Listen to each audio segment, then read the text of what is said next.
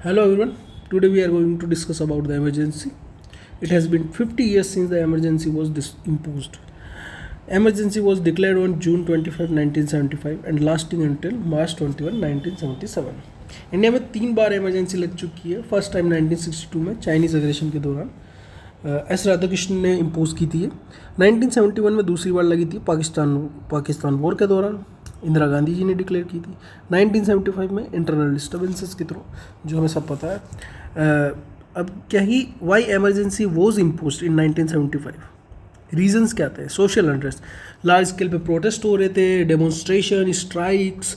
JP Narayan के द्वारा जो मूवमेंट लीड किया गया था, इंदिरा गांधी की लेजिस्टिमेसी उस पर सवाल उठाए गए थे. देन इकोनॉमिक क्राइसिस पोस्ट 1974 का जो पाकिस्तान इंडिया का वॉर था, उसके दौरान जो इकोनॉमिक क्राइसिस आ गए थे. इन्फ्लेशन बहुत बढ़ गया था, अनएम्प्लॉयमेंट बढ़ गया था.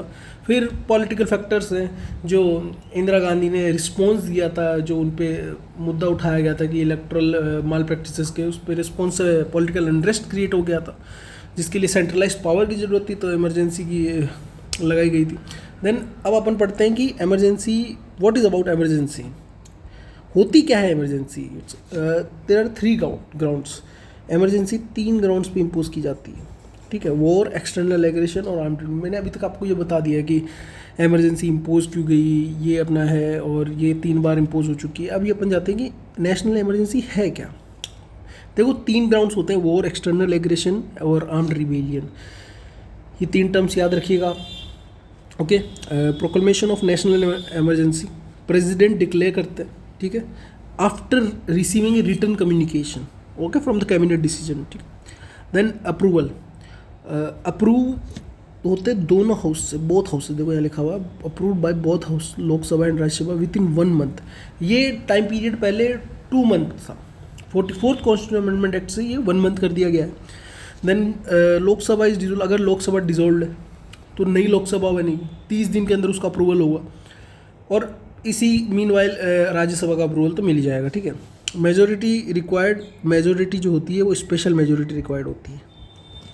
और ड्यूरेशन जो होता है इन्फानाइट पीरियड के लिए की जा सकता है रीप्रोमलगेशन के थ्रू.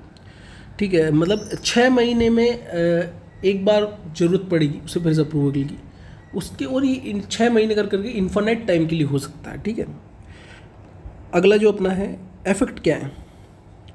और अच्छा, एक और चीज़ रिवोकेशन के लिए. रिवोकेशन में प्रेसिडेंट और लोकसभा का चाहिए रिजोल्यूशन, लोकसभा में होगा. बाकी राज्यसभा में इसका कोई नहीं है, ऐसा पावरफुल पावर नहीं है राज्यसभा की इसके पास. ठीक है. Effect of proclamation of national emergency, ये याद रखिएगा. देखो मैंने एक छोटा सा आपको दे दिया है, इससे आप क्रिस्प, ये एकदम है इफेक्ट. इसमें क्या है कि सेंटर ज़्यादा पावरफुल होगा स्टेट से. एक सेकेंड गाइस. ओके. फिर क्या कि सेंटर एग्जीक्यूटिव डायरेक्शंस, जो एग्जीक्यूटिव डायरेक्शंस होगी वो सेंटर देगा स्टेट्स को. ठीक है. और आर्टिकल 250 में स्टेट लिस्ट पे जो लॉज बनाएगा वो सेंटर बनाएगा. इमरजेंसी लगने के बाद स्टेट लिस्ट पे लॉज सेंटर बनाता है.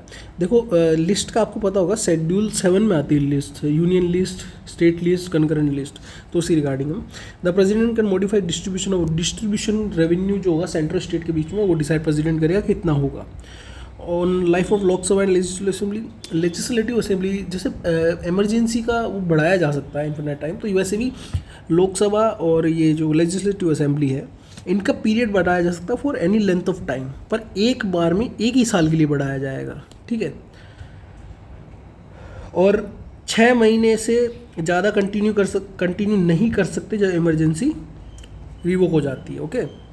On fundamental rights, article 358, article 19, ठीक है, आर ऑटोमेटिकली सस्पेंड. आर्टिकल 19 के जो अंदर जो राइट्स दे रखे हैं वो ऑटोमेटिकली सस्पेंड हो जाएंगे, बट ओनली 2 रीजन्स पे. अब देखो ये मैंने 3 वर्ड्स लिखवाए थे आपको, 3 वर्ड्स दिए हुए हैं, armed rebellion, war, external aggression.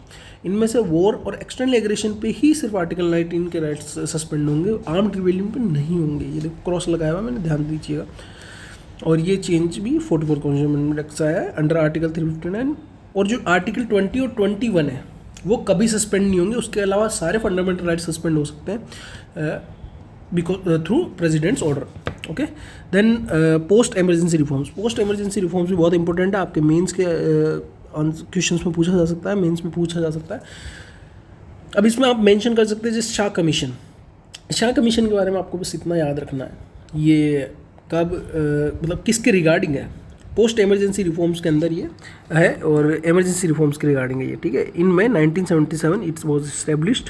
Okay, then changes brought after internal emergency through constitution amendment act 1978. Okay, ये दो कॉन्स्टिट्यूशन अमेंडमेंट एक्ट आपके लिए बहुत जरूरी है, 44th कॉन्स्टिट्यूशन अमेंडमेंट एक्ट और 42nd कॉन्स्टिट्यूशन अमेंडमेंट एक्ट. ये बहुत इंपॉर्टेंट है, फिलहाल इस पर ध्यान देते हैं.